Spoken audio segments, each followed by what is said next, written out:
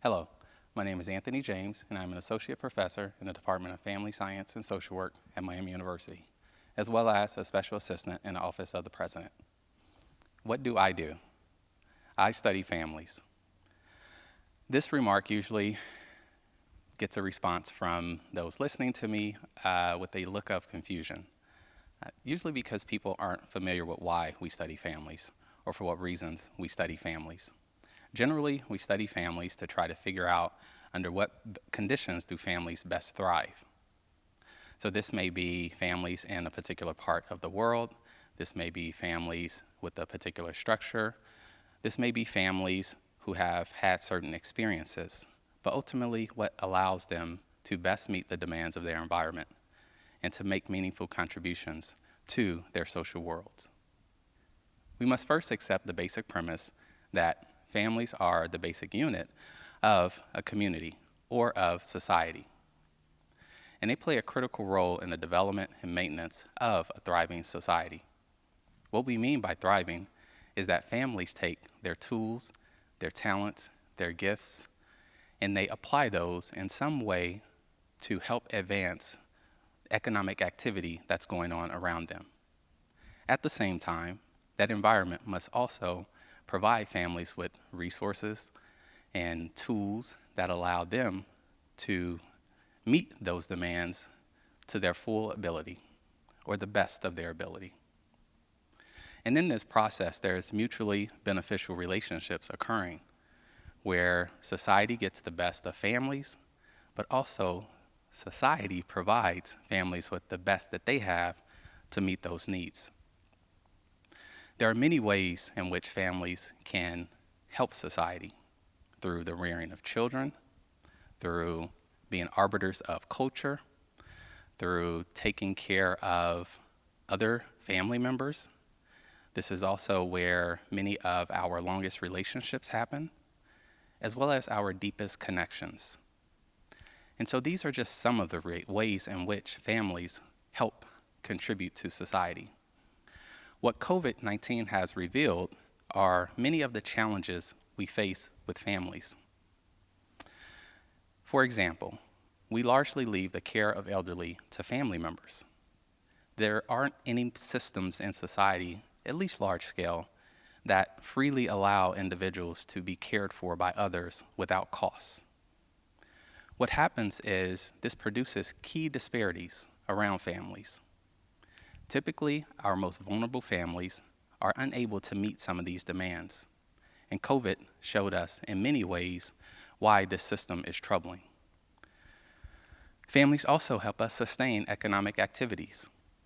You may have noticed that some of your coworkers don't have daycare available, that they can't come to work now because they have to take care of their children. They may be caregivers for their families or their parents. And without care outside of their family, this largely places the role on them. It's very difficult to get the best out of your employees when their minds are in other places, typically worrying about those deep connections they have to their family members. But this has also revealed some potentials and opportunities that we can have for how to best situate families to meet these demands. So what are some of the post-COVID-19 opportunities?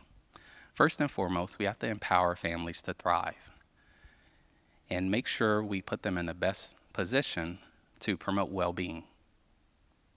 One of these ways is through using analytic tools and big data. We use analytics already in many aspects of our society. Maybe it's to figure out how to get the optimal performance out of sports or athletes within sports. We can use the same types of tools for studying families. If you are on social media, you get an insight into the lives of many of your friends and other even family members through things they post on social media, through things they talk about. One thing we have yet to figure out is how we can use this data to also make sure that families can be placed in the best position that allows them to contribute, for children to do well in school, for individuals to match their skills with some need in the environment, And so big data and analytics can help us to this end. And matching those families to those environmental needs also creates that thriving system where the community thrives, but also families themselves.